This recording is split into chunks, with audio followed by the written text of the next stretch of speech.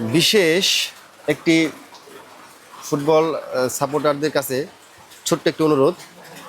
আজকে আপনারা মরক্কোর সাপোর্ট করবেন না।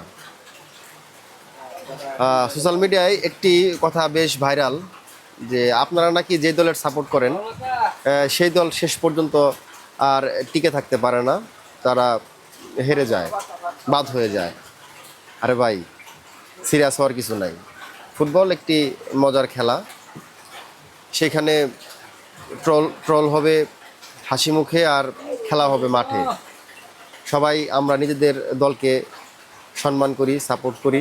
দিন শেষে এক দলের জয় হবে, এক দলের পরাজয় হবে।